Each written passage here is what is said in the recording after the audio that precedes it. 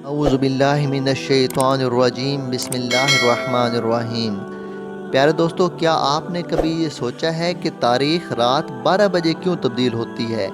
यानी अगर आज 10 मार्च 2024 है तो आज रात 12 बजे के बाद ये 11 मार्च 2024 हो जाएगी, जबकि सूरज की पहली किरण तो सुबह 5-6 बजे के करीब ज़मीन पर पड़ती है, लेकिन दिन पहले ही तब्दील हो चुका होता है। ये इंतहाई अहम सवाल है कि नया दिन रात के अंधेरे में कैसे चढ़ता है। इस हवाले से आज की वीडियो में तफसील से बात की जाएगी और आपको ये बताया जाएगा कि वो वक़्त जब सूरज बेनूर हो जाएगा, इसमें कितनी देर बाकी रह गई है। लिहाजा इस वीडियो को आखिर तक ज़रूर देखें। प्यारे दोस्तों, अक्सर औकात हमसे ये सवाल पूछा जाता है कि क़यामत कब आएगी, तो इसका असल इल्म तो सिर्फ अल्लाह रब्बुल आलमीन की ज़ात को है। वो वक़्त, वो दिन जब क़यामत की घड़ियां बरपा होंगी, ये सिर्फ अल्लाह रब्बुल आलमीन ही जानता है। लेकिन रसूल खुदा सल्लल्लाहु अलैहि वसल्लम ने हमें बहुत सी निशानियों से आगाह कर दिया है, जिनके पूरा होने के बाद क़यामत बरपा हो जाएगी। आज की वीडियो में आपको सूरज के बेनूर होने और रात 12 बजे दिन शुरू करने की दो अहम वजूहात बताई जाएंगी। अल्लाह रब्बुल आलमीन ने कुरान हकीम में ये बताया कि वो वक़्त जब सूरज को लपेट दिया जाएगा और ये बेनूर हो जाएगा। आज के साइंसदान ये कहते हैं कि सूरज के ऊपर जलने वाले मादे की सूरत में इसकी रोशनी मौजूद है। सवाल ये पैदा होता है कि ये मादा कब तक जलता रहेगा, तो साइंसदान इसका जवाब देते हैं कि ये 9000 अरब साल तक मुसलसल जलने की सलाहियत रखता है, जिसमें से आधा वक़्त यानी 4500 साल अरब गुज़र चुके हैं। गोया क़यामत बर्पा होने, सूरज के बेनूर होने, लपेट दिए जाने में 4500 अरब साल का वक़्त बाकी है।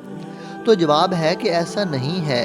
अल्लाह के प्यारे हबीब सल्लल्लाहु अलैहि वसल्लम ने फरमाया कि मुझे दुनिया पर मबऊस करने और क़यामत बर्पा होने में इतना ही वक़्त और फासला बाकी है जितना मेरे हाथ की 2 उंगलियों में।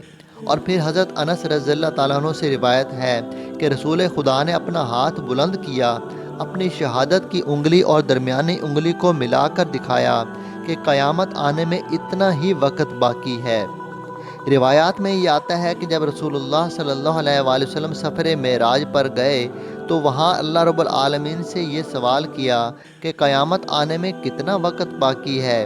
अल्लाह ने उस पर बताया कि क़यामत 1.5 दिन बाद आएगी।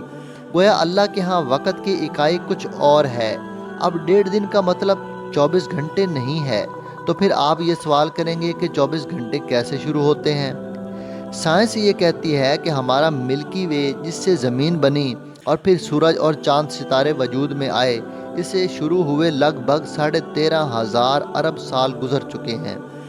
साइंस ये कहती है कि हमारे मिल्की वे के अंदर कुछ बड़े रिएक्शन हुए, जिसके नतीजे में खला से कुछ पत्थर आकर ज़मीन की सतह पर गिरे और एक पत्थर ने चांद की सूरत इख्तियार कर ली, जो सूरज से अपनी रोशनी लेता है। फिर मज़ीद कुछ पत्थर आकर गिरे तो ये मीलों लंबे और मीलों चौड़े थे।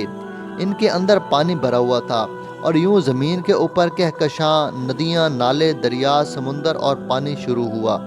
फिर पानी और मिट्टी के नतीजे में यहाँ ज़िंदगी पैदा हुई और इस ज़िंदगी के नतीजे में ज़ेरे ज़मीन जानवरों समेत मछलियाँ, हवा में उड़ने वाले परिंदे, जानवर और इंसान पैदा हुए। और इस सारे सिलसिले को लगभग 4000 अरब साल गुजर चुके हैं। सवाल ये पैदा होता है कि फिर अब क़यामत आने में कितना वक़्त बाकी है। इससे पहले साइंस कहती है कि हमें 1.5 दिन के फिना होने और 2 उंगलियों को आपस में मिलाकर क़यामत आने के वक़्त की तफसील को कंप्रेस करके देखना होगा। साइंस इसे कंप्रेस टाइम के नज़रिए का नाम देती है। अब ये कंप्रेस टाइम क्या है?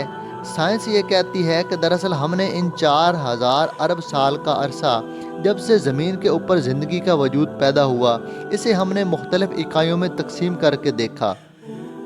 लेकिन सबसे बेहतर इकाई वो थी जिसमें इस एक दिन को 24 घंटों में तकसीम किया जा रहा था। सवाल ये पैदा होता है कि ये 24 घंटे तारीख़ बदलना रात 12 बजे क्यों शुरू होता है।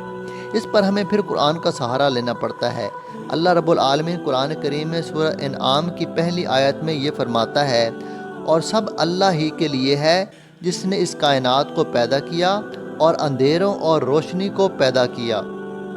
گویا اللہ نے روشنی سے پہلے اندھیرے کو پیدا کیا ہے۔ یہ قانون اللہ رب العالمین نے خود واضح کر دیا ہے کہ اندھیرا پہلے آئے گا اور روشنی بعد میں آئے گی۔ لہٰذا سائنس نے یہاں رات 12 بجے دن کے تبدیل ہونے کے اصول کو قائم کیا، اور اگر چاند کے مطابق بدلنے والی تاریخ کو بھی دیکھا جائے تو نماز مغرب کے بعد جب اندھیرا ہو جائے تو پھر چاند نظر آتا ہے، اور یوں اگلی تاریخ تبدیل ہوتی ہے۔ گویا آپ کسی مہینے کی 30ویں تاریخ پر ہوں، پھر نماز مغرب ادا کریں تو اس کے بعد چاند دیکھا جائے گا، چاند نظر آ جائے گا تو یہ یکم تاریخ ہو جائے گی۔ یہ اسلامی مہینے کی بھی پہلی تاریخ ہوگی جو اندھیرے کے اندر شروع ہوئی، اور پھر اگلے دن دوبارہ اندھیرے میں چاند کی صحت کو دیکھ کر یہ دوسرے دن کی تاریخ ہو جائے گی۔ گویا یہ اصول واضح ہو گیا، اور اللہ رب العالمین نے یہ فرمایا کہ میں انسان کو ماں کے رحم کے 3 اندھیروں کے اندر پیدا کرتا ہوں۔ زمین کے اندر بیج اندھیروں میں پیدا ہوتا ہے اور روشنی سے توانائی حاصل کر کے پھلتا پھولتا ہے، اور یوں یہ سلسلہ جاری رہتا ہے۔ گویا ناظرین کرامی، اس روئے زمین کے اوپر وہ وقت بہت قریب ہے جب سورج کو لپیٹ کر بے نور کر دیا جائے گا۔ اللہ رب العالمین کے پیارے حبیب صلی اللہ علیہ وآلہ وسلم سے جب قیامت آنے کے حوالے سے وقت کا پوچھا گیا تو اللہ کے حبیب صلی اللہ علیہ وآلہ وسلم نے فرمایا کہ اس کا اصل اور بہتر علم تو صرف اللہ کی ذات کو ہے، لیکن میں تمہیں کچھ نشانیاں بتا دیتا ہوں جن کے پورے ہونے کے بعد قیامت آ جائے گی اور وہ وقت بہت کم رہ جائے گا۔ ان قیامت کی نشانیوں کو اگر کوئی انسان اپنی آنکھوں سے اور ظاہری نہیں دل کی آنکھوں سے پیچھے مڑ کر دیکھے تو یہ نشانیاں بڑی حد تک پوری ہو چکی ہیں۔ یہاں تک کہ اسلامی اسکالرز کا یہاں تک ماننا ہے کہ یہ صدی دراصل قیامت کے برپا ہونے کی صدی ہے۔ اس کے بعد قیامت آ جائے گی، وقت زیادہ دور نہیں ہے۔ سوال یہ ہے کہ ہم نے قیامت کے لیے کتنی تیاری کر رکھی ہے، اس میدان حشر کے لیے کہ جہاں ہم سب موجود ہوں گے، اللہ رب العالمین کا عرش موجود ہوگا تو انسان کے اعمال کا حساب ہوگا۔ کیا اس جگہ ہم اللہ رب العالمین کی بارگاہ میں سرخرو ہو پائیں گے؟ کیا ہمارے پاس ایسے اعمال ہیں؟ تو یہ ہر انسان کو انفرادی طور پر دیکھنے اور سوچنے کی ضرورت ہے۔